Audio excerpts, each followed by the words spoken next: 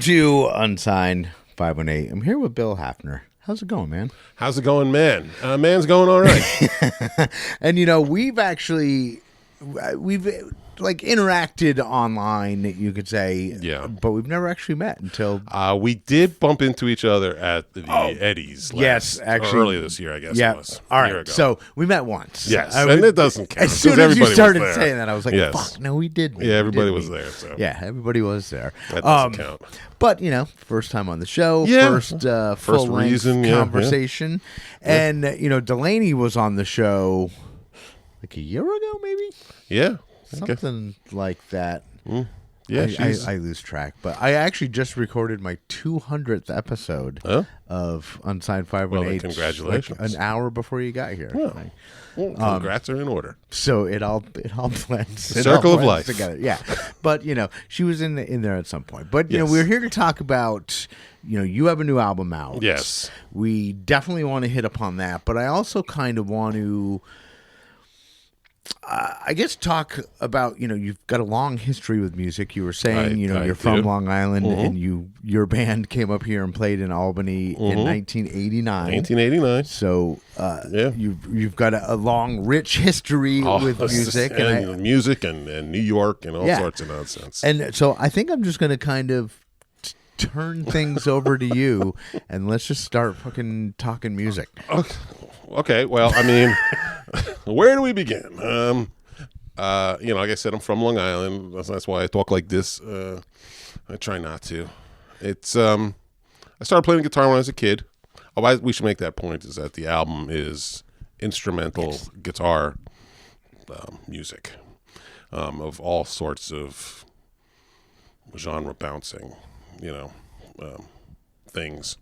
I don't know really how to put it. Some of it's really loud, some of it's really quiet, some of it's really, arranged, and some of it's completely left to its own devices. It's a guitar album. It's something I've wanted to do for a long time. I've started it several times, but this is the opportunity since I stopped playing with Delaney earlier this year.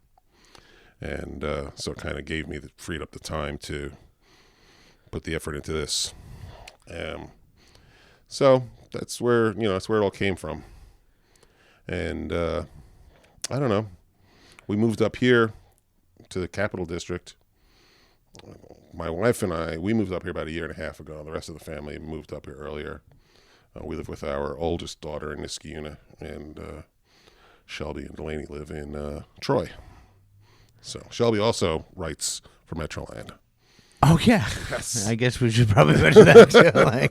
That's yes, one big happy family. It is one big happy family. So, and then when you stopped playing with Bell Curves, I kind of paying attention to obviously it wasn't like you fucking break up with the band, it's your daughter, but you had kind of said you were focusing on some other things, and I was interested in what those things could be, and I guess I didn't think a guitar. I didn't think a guitar. I just pictured you were you're gonna start another rock and roll band. Right, I've tried that. I've tried the rock and roll band thing. I still have a band technically down in New York with my friends who I was playing with when I was living on Long Island. Technically, it's still a going concern, but being up here and then being down there, what the actual future is, I don't know. I tried the rock band thing on my own, but I'm not much of a songwriter, lyricist. There was a period where I was writing pretty consistently, and I was writing some decent songs, and we tried the rock band thing where I would front the band, and my singing voice is not very good. I don't care for it very much. My pitch is, but the tone isn't that great. That's why I always say we're a punk band, because then I don't have to be held to the standards of somebody. But if I don't like it, then I don't really want to. Why would anybody else want to listen to it if I don't want to listen to it, right? So, I was keeping track of all sorts of things I was coming up with, thinking, all right, someday I'll get around to writing lyrics to this and that and whatever. And I just gave up with the idea of that they're going to be songs in that kind of, classic, lyrics and singing kind of sense. And I just went ahead and finished them as instrumentals.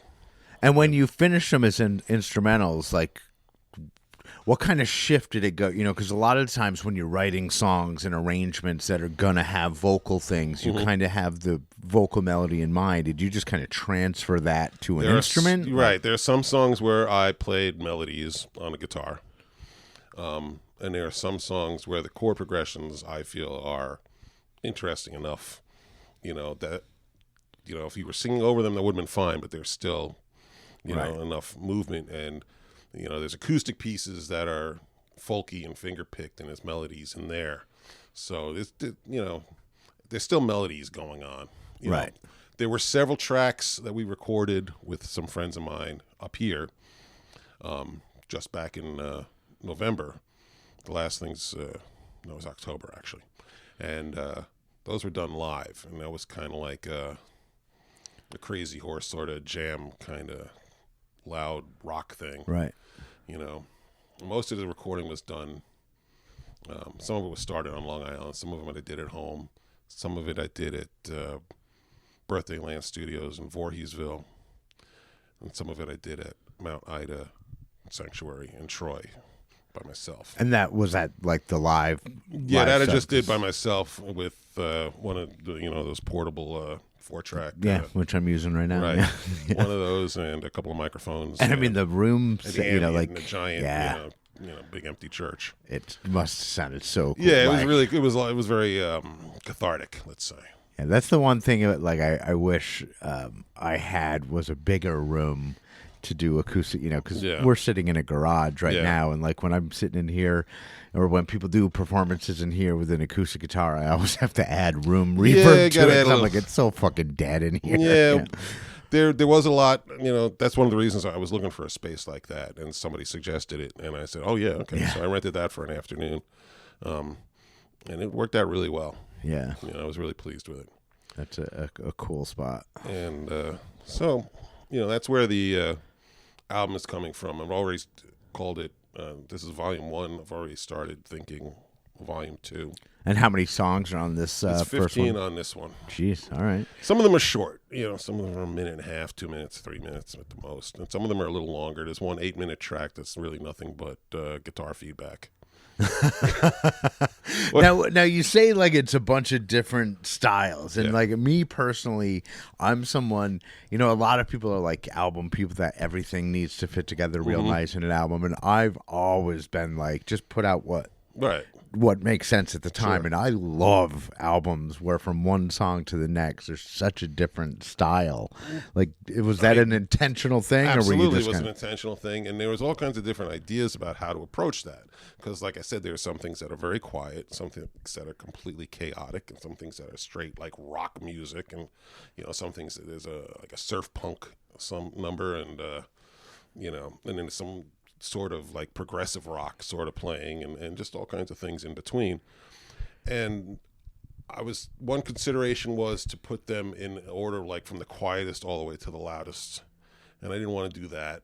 So what I decided to do is there'll be like, it opens with one of the quiet ones, and then there's like 1 or 2 loud ones, and then there's like a little acoustic nugget, like sort of like to cleanse your palate before it gets loud again. It gets loud again, gets wacky, and then it gets, then there's another acoustic one, so get a breath of fresh air, and then it goes back to being loud, and just this way it's doesn't really turn anybody off for too long, Right. And I love the disarmingness of having it like that, because like you could hear a song on the radio and be like, wow, I really like that beautiful acoustic song, and then go hear it and be like, oh wow, okay, that is not what I expected. And again, personally, my whole life I've always loved that with bands, that you hear a song on the radio and then you hear the rest of the album and you're like, no, the rest of the album sounds nothing like that one song. I mean, I feel that there is a consistency to the way I play the guitar, whether it's really loud or really quiet. I still think that the my chord inversions and the composition way I move from one thing to another is similar. I do approach each of the instruments differently. Like, I don't expect an acoustic guitar to do what an electric guitar does, and I have a few guitars, let's just put it that way.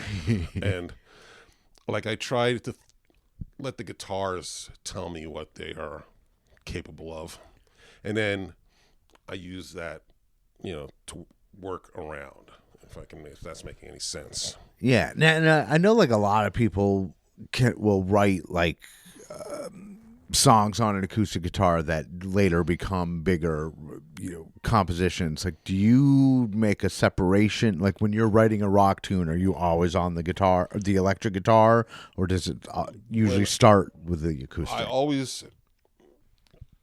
My initial approach is always the same. I always am either playing an acoustic guitar, an unplugged electric guitar, or a clean. If I'm plugging into an amp, I usually play clean or just slightly crunchy. Okay. And then I know in my head where that could go sonically, because a lot of stuff you can do both. There's a lot of stuff that are chord progressions. Like if you just play the same chord progression and you do slightly different, the tone is obviously I was just different, thinking like every single Pixies song. Just exactly that kind of thing. And it's the tone of the instrument dictates how you're going to play it, but the chords are the same, the notes are the same, and the change of amplitude and and the dynamics, are what work into it. But a lot of the stuff that I come up with, I just come up with very quietly, because I've been sharing a house with other people, with the rest of my family forever. I don't have a lot of opportunities to really crank it, especially nowadays where I'm in a much smaller space than I was back on Long Island. So I don't have that kind of opportunities to really be loud like I used to. And is there anything like specific that'll make you listen to a composition and say, all right, this one needs to go louder, or this one can stay right in the pocket as a quieter song, or is it just kind of a case by case thing? It's just kind of like being open to listening to it. I don't have like a specific pattern.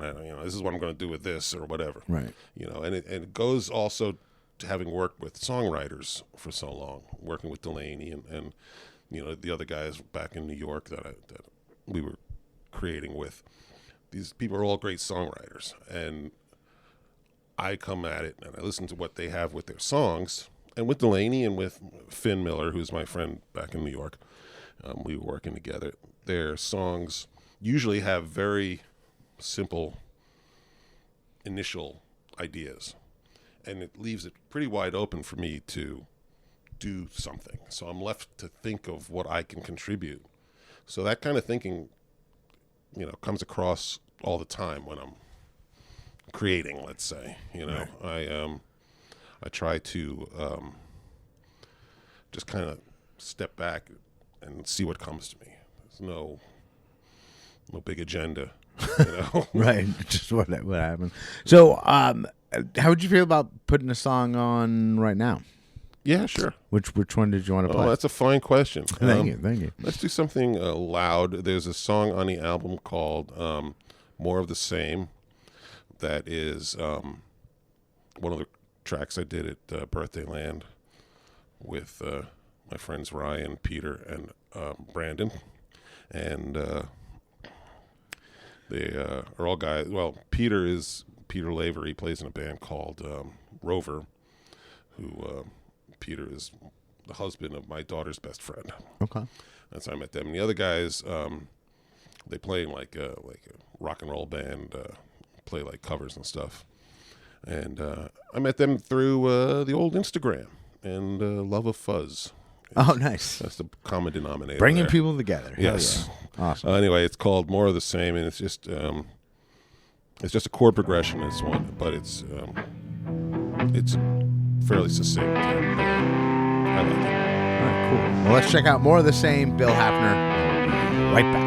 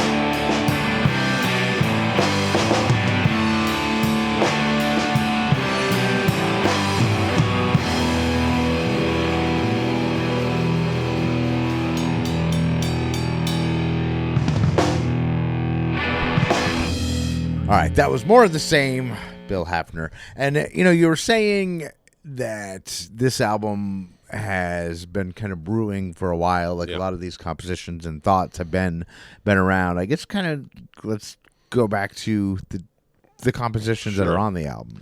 There are 15 songs on the album. The oldest of which, I'm taking my phone out to look at the track listing. The oldest of which goes back probably about 30 years. It was a little acoustic thing that I wrote for my daughter, who just turned 35, as a lullaby. So you get some idea.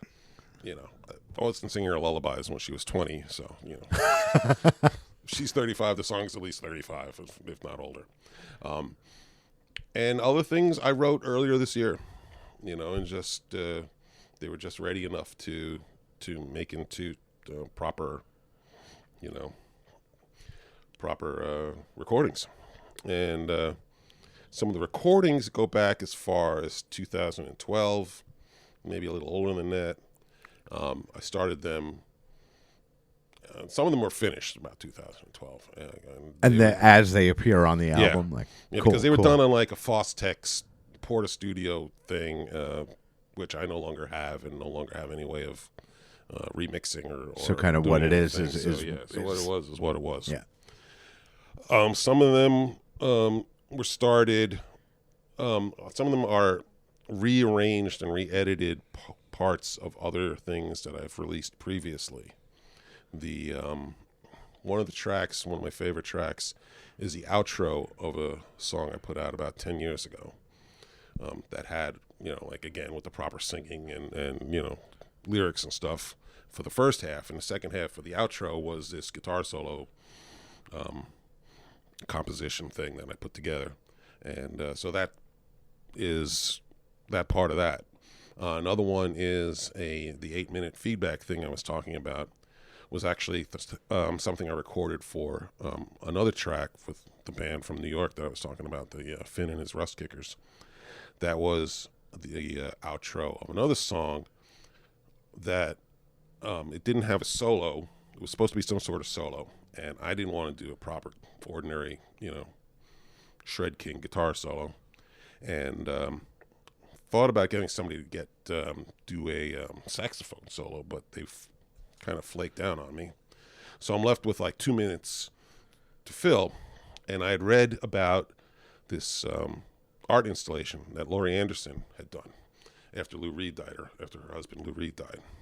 She got together with Lou Reed's guitar tech and friend, and they got Lou's guitars and amps, and plugged the guitars in the amps and turned on the amps and just step back and let everything just, start interacting together. So I said, that's a great idea. So I did the same thing. I took 4 guitars, tuned them all to the same chord, plugged each one into an amp, and then turned on the amps, and then just recorded what happened for the next 8 minutes. And I edited down to 2 minutes to fit into the song. But what's on my record here is the complete 8-minute, feedback development from a low rumble to a screaming, squealing dystopian nightmare at the end. And then there were other tracks. The last song is a cover of Amazing Grace. And that's done in a style of a Neil Young kind of thing. Loud guitar, electric guitar. And I've been doing versions of that kind of playing for a long time. And finally made a decent recording of one. That's one of the things I did at Mount Ida also. Yeah, it sounds great. It's just a really, and some of the recordings were started on Long Island. Some of them I did, or at least one of them was taken from a demo I did on my phone. I couldn't redo it because I just sold the guitar that I did it on to a friend of mine, so I didn't have the guitar anymore to redo the part. So I just took the phone demo, which I played well enough, sounded good enough, so I just worked off of that. Nice. And then there's other, everything in between. Like I said, so there's some recordings that the full complete recording goes back studio, a decade or so, and then there's other parts that are stitched together from old things and new things, and I love that, man. Yeah, and it just, And that's the kind of lore that's cool to hear with an album. Yeah, you know, because if you're just listening to the album, you probably wouldn't even. Well, it's all in. I made a detailed liner notes for those who playing along at home. You know, so there's also there's more of that. Like I said, I'm putting together volume 2. There's still more in the vaults of you know, stuff that I started and you know, put aside. So, and there'll be more things that we re-record and other genres that I didn't really touch on with these recordings. You know, I also like to play, you know, like country and funk and stuff that I didn't touch on with any of these tracks that I'm going to, you know, get into more with these next batch, along with feedback and noise, right? The quiet acoustic doodling. Yeah, and that what kind of like the freedom of just basically being your own entity musically, and like you said, being like, oh, I want to do some punk shit, and like how do you approach it like on your own as opposed to like with a band where a lot of that has to come from everybody agreeing on something? Like, well, the thing about the bands that I've always been in is that I always did my own thing. You know, I always respected the songs and made sure that, at least to my ears, what I was doing was relevant and fit, and you know, and I tried to remain restrained unless I was given, you know, right, a little bit more carte blanche from the songwriters, and you know, and I liked doing that. I liked producing, and I liked being, you know, given some guardrails, you know, to stay within, you know, and it's, you know, and it keeps me focused, you know, and I do like that. But there's nothing compared to just like, you know, cutting loose and doing whatever you want. Right. You know, there were times when I was doing these recordings where I thought, yeah, maybe I should, you know, edit that out or take this or shorten this. It's too, and I'm like, no, fuck it. This is what it is. Yeah. You know, nobody's going to listen to it. Who gives a fuck?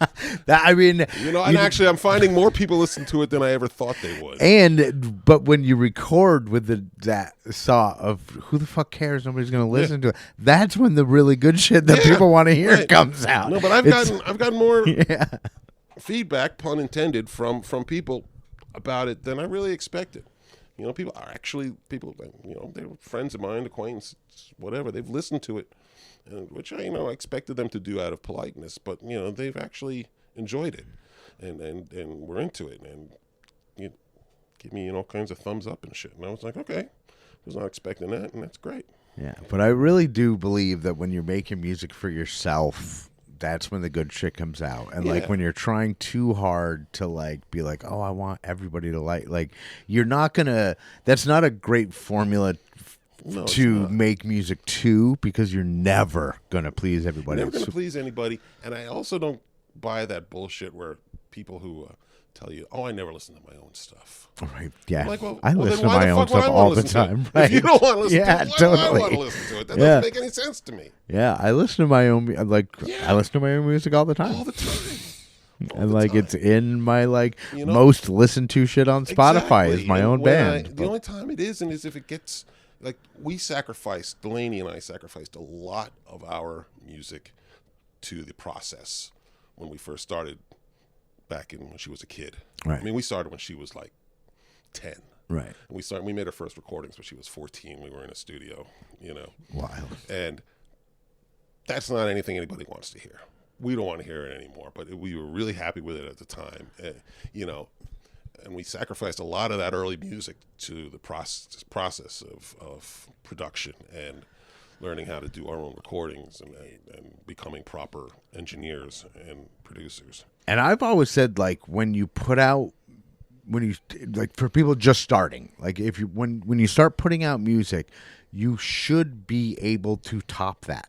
Yeah. Like you should be able to be like, my next one will be better. My next one, like it always kind of shocks me when bands have like, you know, put out this great album and then can never match it. They never match it, you know, or even and like, their own opinions about it. You know? Right. I love the like getting better and better. And with that, you have to eventually look back on your early stuff and be like, I don't really like that so much. Yeah, well, You know? I mean, there's a lot of the early stuff that I still think is valid as songs, and there's some decent recordings, and a lot of recordings that I think people would be quite happy with, but we've done a lot better since then. Right.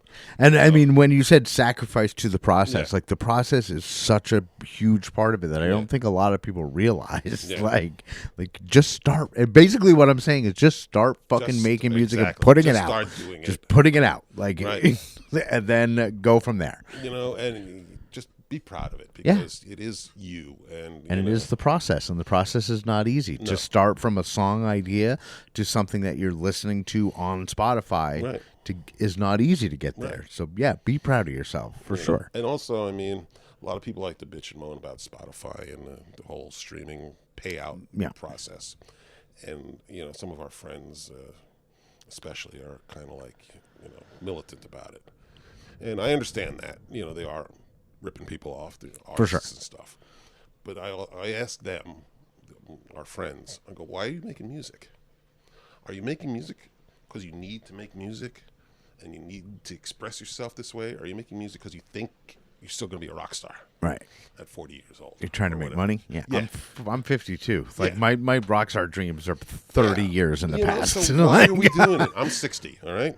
So I'm like, why are we doing it? Because we love to make music. Yeah. We want to hear our voices. And I want to, like, with the self-distribution that we can do now, I want to, like, I want to be in like 20 or 30 years. I want to look back and be like, look at what I've got. And not just that, you are there on the same platform. Yeah. With fucking Led Zeppelin. Yeah. It's right there next to each other. Yeah. You know, okay, it doesn't fit into but doesn't still get the same playlist action. And I also understand that I'm never going to make any fucking money off it, and that's fine. Like, but again, why are you doing it? Because I would play music. gigs for Bill. I would play gigs for free. Yeah. I would go into the studio and record albums and give them away for free. Yeah. Like we basically do. We bought a bunch of CDs. We designed them ourselves, and we sell them for $10. But a lot of times we give them away. I'm going to CDify this album in the new year once I have a few extra bucks. Maybe 50 or 100 copies. Just I think we did 50. Yeah, just to give away to just to give away. Right.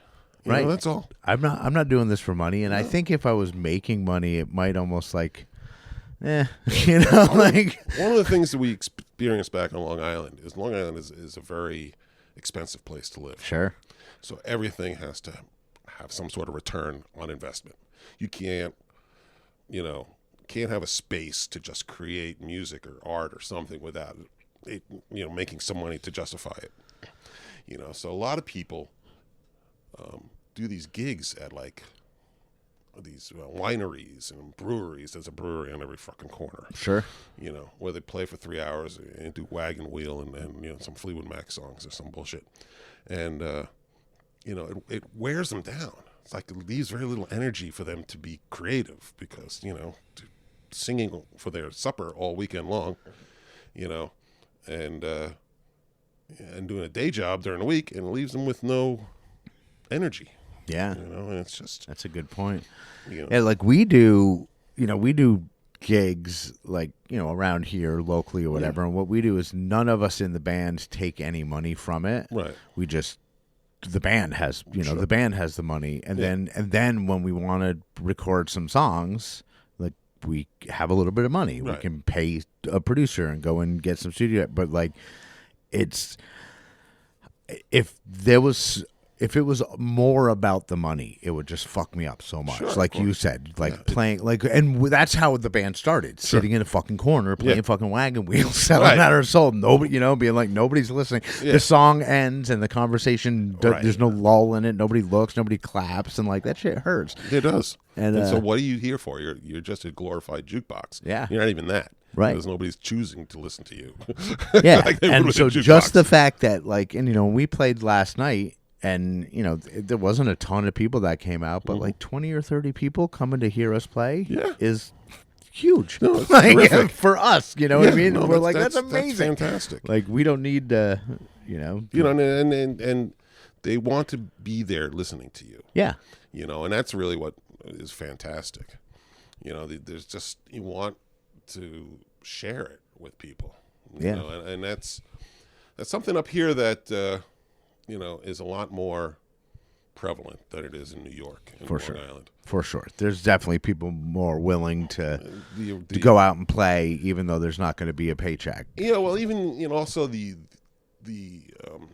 desire to listen to original music is much more prevalent. Like, people will listen to you. Have you gone to any of the Super Dark shows? We played one, yeah. I couldn't believe it. It's unreal. And I was talking to totally. I was talking to like one of the organizers. We played DAs, and I was talking to Chris, and he, you know, and I was like, "Do you think there'll be a good crowd tonight?" Because it was, you know, again a Monday night, and he was like, "There's a good crowd every Monday." He's like, "Because there's just an ingrained group of people that just want to hear live original music. Right. They're like, they don't care what style it is. They're coming to find out what style it is." You know, and it was exactly like that. You know, it was one of the last gigs I think I did with them, and it blew us away. Yeah, you know, it just it was Monday night. I'm like, okay, we're going to go up to Saratoga. Here we go. And you get there and you set up, and then they're setting up their lights and stuff. And there's, you know, 3 or 4 people. Yeah, there, and there's like hardly anybody there. Like 9 o'clock, all of a sudden it's like the floodgates open. And everybody's there. And I'm like, this is fantastic. Yeah, and like I said, when I was talking to Christopher, it was the early part of the night when no one was there, and he was setting up the lights. And I'm like, what do you think that? And he's like, oh, they'll be here. Oh, yeah. Like they're here every Monday. Absolutely blown away. It was fantastic. Yeah, and they're, you know, and it's the other things they do, like at the other. Like at No Fun, they have such a diverse calendar of events, you know, and you know, all the other places too. You know, I think we played at what was the other one we played? The one that had a fire. El Dorado. We played there like less than a week before the fire. We were scheduled to play the night after the fire. That was a fun night too. Again, you know, people just want to hear original music, and I'm back in New York. The booking system in New York is really bad. All of the bars are hand over their booking to independent bookers. Dude, like some of I get emails, you know, of people being like, "Hey, we want you to come play at this place in the city," and I'm like, first of all, how do you even fucking know my band's name? Yeah. But then when you look at what they want, I'm like, I can't bring you 100 people. Right. Like I can't bring 100 people to my home fucking town. No, they just want you to be responsible for 100 tickets. Right. If you want to give them $400 to play there. Yeah. That's true. That's true. That's all they want. Yeah. You know, and the bars don't care. You know, and so some of these bookers, they'll either like, we'll sell you the tickets for $2 each, and you can sell them for as much as you want, and you'll be able, you know, make all kinds of money. I'm like, okay, that's bullcrap. They've been doing that shit since the 90s. Yeah. And the other one is where was I going with this? Oh, I was local place supportive of music. Yeah, just some of them will book like 8 or 9 bands a night. Right. You know, I'm like, that's bullcrap. I'm just too old for that. Yeah. We found a home out in Long Island City and Astoria. They got a nice little scene out there, but Manhattan is. There's 2 places in Upper Manhattan in Harlem, whose names escape me right now. Silvana is one of them, and there's another one, but they're okay. But anything that's the Lower East Side, anything that's downtown, that ship sailed at the turn of the century. Right. Yeah, up here it's great, and it is great, and so many, and it's, you know, it sucks that so many places are closing, but like the places I think that are, you know, like Ophelia's comes to mind, like right there. They've been doing really great, with music, you know, and who else? Like, God, now I can't fucking think. But there's a lot of them. They're everywhere, and you know, it's a bummer that Single Cut closed, because that was my joint. Like, they were so nice, but maybe they'll pop up. There'll be another one. You know, they come and go, and for various reasons. The reasons aren't always horrible. Right. You know, sometimes people just get older and they need to do something else. And that's the way it goes. Well, I think we should play another song. Yeah, let's do another track. Man. Yeah. What do you want to do? What do you want to do for this one? Let's see. We did one with the band. Let's do. What do we want to do now? Let's see. Thinking. buffering, looking at the list. I've been talking about this cover of Amazing Grace, which is really short. It's not even 2 minutes. So let's play that. All right. It's the last song on the album, and it is what it is. It was a Mount Ida track. Cool. Well, let's check out Amazing Grace, Bill Hafener, and this one was recorded at Mount Ida Preservation in Troy there. So it's going to be really cool. But yeah, let's check out the song, and then we'll be right back to wrap it up.